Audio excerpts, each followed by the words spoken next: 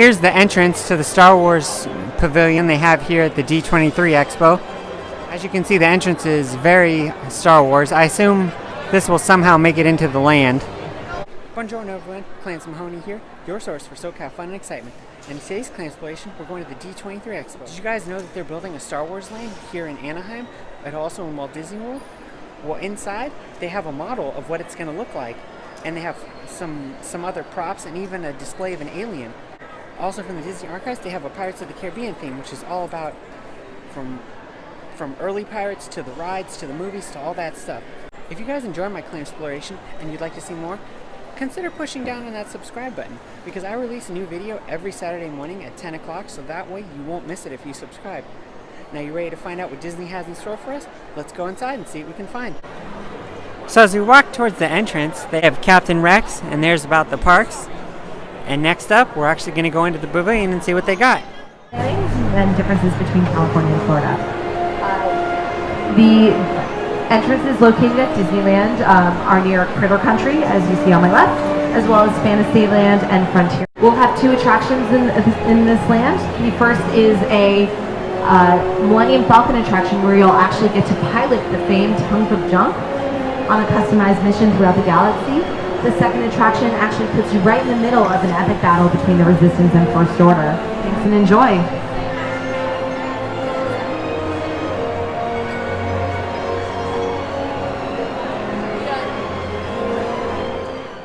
So this is how we'll enter into Star Wars Land. This is one of the entrances. There's going to be 3 of them, and in Orlando there's going to be 2 of them. And they said that's mainly site planning. Get more provisions before exploring the uncharted regions of space. It is a place where you will have the opportunity to meet some brand new Star Wars characters, as well as some characters that we're already familiar with, that we know and we loved yesterday. We just announced Chewbacca, Kylo Ren, BB-8, and potentially some others. But you can see humans, aliens, and drones, and trees.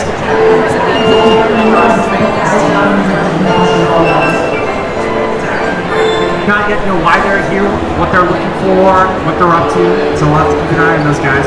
As you make your way up this pathway, you're going to pass by a yellow building with a gold top, and that's the local cantina. And then right behind that, in the largest docking bay in the land, you're going to find the Millennium Falcon, and that is the first of our 2-acre experiences where you get to not just ride inside of the Millennium Falcon, which would be cool, but not cool enough. You get to go right into the cockpit, grab the actual controls of the ship, and pilot the most iconic ship in the entire galaxy, and it will literally be up to you and your flight crew to determine what happens on your adventure. The fate of the ship. Your own fate is if you bring it back all the way.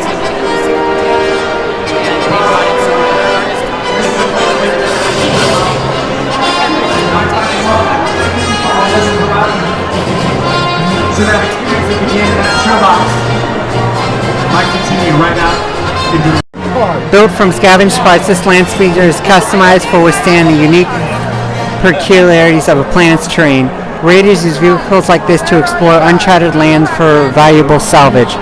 So I wonder if this is going to be in one of the rides, because that's very interesting.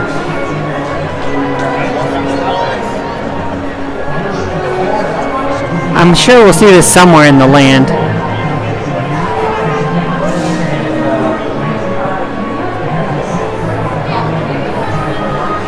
And here's a ship that needs no introduction. This is a model of the famed Millennium Falcon. Now, one of the big rides in Star Wars Land at Galaxy's End will allow you to pilot this. You're going to go right into the cockpit. Now, I don't know if you'll be able to do the Kessel Run. You will be able to punch this thing and make the jump to light speed.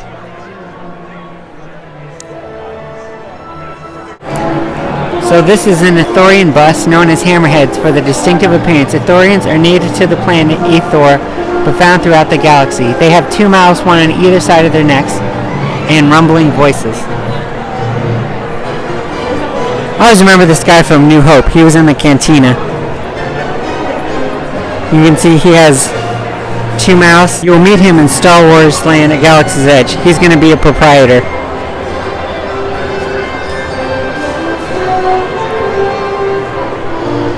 Musical instruments. The local musical instructor is a master of many musical instruments, including the brass 5-string.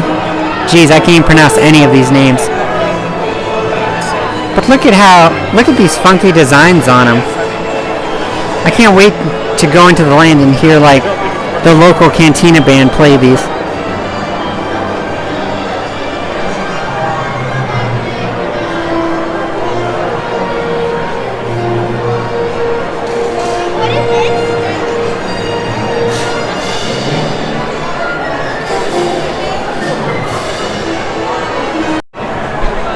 I don't know if this is the droid we're looking for, but he's roaming around Star Wars land. This is indicative of what you would also find in the land, where they'll just have droids and aliens just roaming around like it was a living, breathing environment. First Order Fleet Transport. Within the First Order, fleet, troops, officers, and personnel traverse the interiors of massive ships using small transport vehicles piloted by astromech droids. These vehicles are programmed within ship schematics and security access codes. This is going to be your ride vehicle for the second Star Wars experience. You're going to ride this in between a battle between the First Order and the Resistance. Now, if you've seen pictures, or if you ever watched the first vlog, we saw the AT-AT models that were being built in Star Wars Land. Well, those models are going to be in this ride. You're going to face off against two giant AT-ATs that I assume are going to fire upon you. Next up on our tour of D23 is the Pixar Animation Studio booth. Out front you can see they've got a Lego Woody and Buzz. Man, that's a lot of bouncy balls. And if that wasn't even enough, look at that giant one. Man, if you bounce that thing, it would probably hit the ceiling and go through it. Here on display they have the Cars 3 cars. There's Jackson Storm, Lightning McQueen's rival. Cruz Ramirez, that's Lightning McQueen's trainer, and of course, Lightning McQueen himself. Ka-chow! Look at this concept art poster for Incredibles 2. Now, from what I've heard, Incredibles 2 will focus on Elastigirl. So Mr. Incredible's wife will be the main focus. And it's going to pick up moments after the first one ended, so they're going to be fighting the Underminer. Whoa, cool, look, Mode Collection. It's Edna Mode from Incredibles. Edna, you're a fashion icon, and people think of you all over. Your designs are legendary. What are your thoughts on today's fashion? No creeps! Anything else? Come on, burn it! Oh, okay. Now that Pixar's done, let's go see what Disney Animation is up to. So I'm guessing this is a game portal, and look, there's Ralph and Vanellope to promote Wreck-It Ralph 2, Ralph Breaks the Internet, which is coming out next year. Look, they have a replica of Maui's fishhook from Moana. Wow, only a demigod would be able to wield this thing. Look how big it is.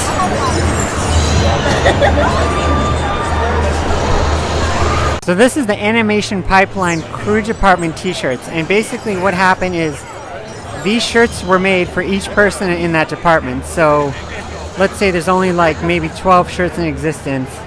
So these are very specific shirts, so you can't really buy these. This is called Fantastical Fashions, presented by the Walt Disney Archives, and these are famous dresses from movies. So here we have Cruella de Vil's flame dress from 102 Dalmatians.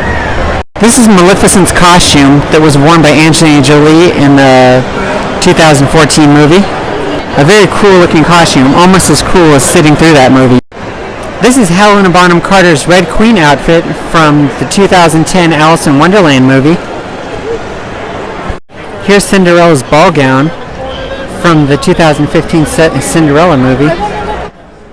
Here's Belle's yellow ball gown dress from the 2017 Beauty and the Beast movie that just came out this year. Oh wow! It's Giselle's wedding dress from the beginning of Enchanted. That's really cool.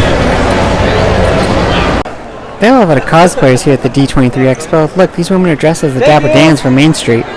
Look at this woman's Cinderella costume. It's so detailed. Whoa, look at the evil stepsisters and the genies dressed as like a TV interviewer. Oh, I get it. It's like Ursula and Ariel mix. That's pretty crazy. Wow, even Belle and the Beast are recreating their famous dance here in the D23 show floor.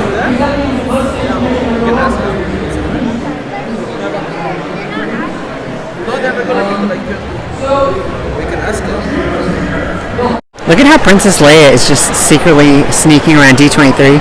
She's like, I have the plans for the Death Star, but I can't let Vader find them. Check out this lady's costume. She's dressed like little Toot Toot from Zootopia. It sure is tiring here at the D23 expo. See, look. Belle's looking at her phone, probably reading a book. And Rapunzel's asleep. It's too bad she's not dressed as Sleeping Beauty. That'd be more effective. This mural shows us what we will find in the Disney Pirates exhibit. From the old Mickey Mouse cartoons, to Blackbeard's Ghost, to Pirates of the Caribbean, to a pirate apparently riding on a motorcycle. Sword fight, hornpipe, dogfight, or blow, the lofty crow's nest then better the show. And check out these dudes' faces. They're really into, oh god, did you see that? I did, Mitch, and he's about to go for it again. And this chicken's like, great show. So next up on our journey of the D23 Expo in Anaheim is A Pirate's Life for Me, Disney's Rascals, Scoundrels, and Really Bad Eggs. From the very beginning, Walt Disney has always used pirates for storytelling. Here he is posing with Alice as they film a pirate comedy. In 1934, Mickey Mouse starred in a short entitled Shanghai. And here we have some storyboards for another Mickey Mouse short where Mickey searches for buried treasure. Here's a foreign movie poster for Walt Disney's first live-action feature, 1950, Treasure Island. Here we have Jim Hawkins' costume worn by Kevin Bishop in Muppet Treasure Island, as well as some concept art of the Muppets in their various roles for the movie. My favorite Disney animated feature, Treasure Planet, had some artwork on display. Here we have a painting, and here's our villain, Long John Silver, the hero, Jim Hawkins, and some of the extraterrestrials that inhabit the crew with them. From the pirate sequence in James and the Giant Peach, we have some of the puppets of the crewmen that were used. Did you know that in addition to Jack Skellington's first appearance, Donald Duck was also part of his crew? Here we have a model of the Kakamora that were used in the film Moana. And we have some concept art from Davy Crockett's various adventures. Some animation cells that were used in Peter Pan, as well as a Captain Hook figure that was in the Main Street windows in Disneyland. And some puppets from Jake and the Neverland Pirates from the Disney Junior show that used to be in Disney California Adventure. We even have a Peter Pan vehicle and you don't have to wait 20 minutes to ride it. Moving on from the movies, we go to the parks now. This is the Plantation House restaurant that used to sit in where New Orleans Square is now. We have some concept art of when Pirates of the Caribbean was still a walkthrough. Prior to the ride we all know and love today, the original idea was to be a wax museum featuring wax models of the famous pirates throughout history. Originally, Pirates of the Caribbean had much heavier ties to the Haunted Mansion. Here's some concept art of some swashbucklers who were going to inhabit the mansion. An original end show scene for Pirates of the Caribbean involved you looking through a peephole, and the pirates, having failed in their attempt to ransack the town, were planning another attack before realizing that you were spying on them. Here we have some concept art for different show scenes for Pirates of the Caribbean that just did not make it into the final product. Here we have a clay reference model for the Poop Pirate, and the pirates using the barrels for target practice at the end of the ride. Several clay models were on display of the pirates, as well as a picture of Walt Disney posing with his creation. An animatronic of a pig from Pirates of the Caribbean was on display, as well as one of the most famous dogs in all of Disney parks. Don't ever try to take his treasure. This handsome fellow could be found in Pirate's Lair and Tom Sawyer Island at Disneyland. And here we have two scale heads of Barbossa and Captain Jack Sparrow, as well as Muckus's head from the Shanghai Disneyland Pirates of the Caribbean ride, and Davy Jones's head and hand from his animatronic. Moving on now from the rides to the movies, we have the fastest ship in the Caribbean, one of Sao Feng's ships that took our heroes to World's End. A pirate from one of the movies gets the business end of a sword. Here's the map that leads to more places, the route to the farthest gate. Captain Jack Sparrow's costume, as well as throne from Dead Man's Chest, were on display. The Pirate Codex was also on display. And the Grim Reaper gives one solemn warning as we exit. Pirates, ye be warned. A pirate's loot wasn't always gold. A pullet had value served hot or cold. This guy seems like he doesn't really care for a pullet. He wants gold. I had to sit in these chickens and watch them. They said, Charlie, watch these chickens, make sure they don't go anywhere. And I was like, I don't want to go pillage and plunder with some really bad eggs. Drink up me hard as your hoe. Disney's Music Emporium, and of course they've teamed up with Marvel. And here's the Guardians of the Galaxy Volume 2. And look, they've got both Awesome Mix Volume 1 and Volume 2. Here's the vinyl selection that you can buy at the Disney Music Emporium. And you can buy these all online too, and they have the different prices. I must admit that even though I don't understand why vinyl has come back, the artwork is just stunning. I mean, I had old vinyl records from my grandparents and my parents, and none of them ever had cool covers like this. So here at the Marvel booth, they have costumes from upcoming movies. This is the costume for Shuri. That's the Black Panther's sister.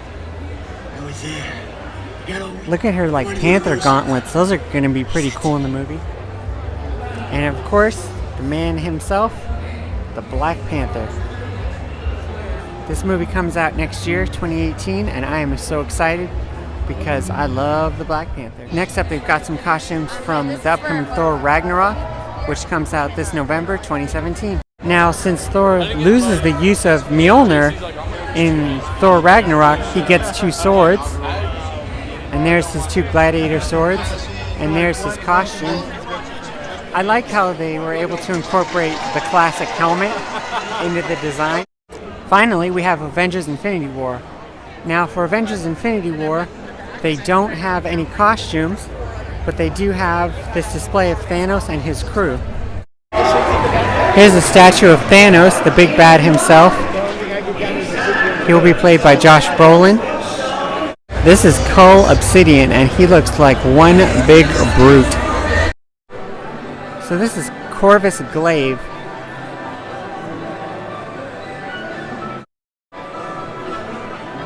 This is Ebony Maw.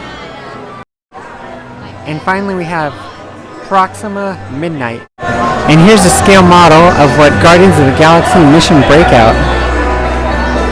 Well, that wraps it up for the D23 expo here in Anaheim, California. This place is really, really fun, especially if you're a Disney fan. It's like Comic-Con for Disney fans. Now, I had a lot of fun here. It was really busy. I mean, it took like over an hour and a half to get in, but it was still worth it. Especially to see the model of Star Wars Land. That was really, really cool. Now, this is the final day of the event, so if you want to come, you're kind of out of luck. But luckily, you can watch my video, or there's plenty of videos online that you can watch and see all the cool stuff that they revealed. I know they didn't have models for it, but they revealed a whole bunch of stuff is coming to Epcot. A Ratatouille ride is coming, a gondola system, a new film for the China Pavilion, and a new Mission Space sequence for the ride. A Guardians of the Galaxy attraction is coming to replace Ellen's Energy Adventure. And the Great Movie Ride at Disney's Hollywood Studios, that's apparently going away too. It's going to become a Mickey and Minnie ride, the first Mickey and Minnie ride in a Disney park. Can you believe that? He's almost 100 years old and he has never had a ride. It's going to be called Mickey and Minnie's Runaway Railway, I think. It's going to be themed to a Mickey and Minnie cartoon, and they're getting on a train and Goofy's the conductor. This is going to be pretty crazy. They didn't really release too much details on that, only that it's going to be 2.5D, but it should be pretty cool. If you want to come to the D23 expo, it's held every 2 years, so the next one will be 2019, and that ought to be pretty interesting because Bob Iger said in a statement that by the D23 expo of 2019, Star Wars Land will be open. Star Wars Land will open in the first half of 2019, and the D23 expo is usually held around July or August. So before that, we're going to have some interesting stuff. If you guys enjoyed this video, give it a thumbs up. If you guys like my content and you want to see more of my Clamsploration, consider subscribing. Just hit that subscribe button. It's really simple. I release a new video every Saturday at 10 a.m. Now while I go find a place to rest and rest my tired Disney worn feet while I plan for the next D23 Expo in 2019, you guys always remember, keep it kosher.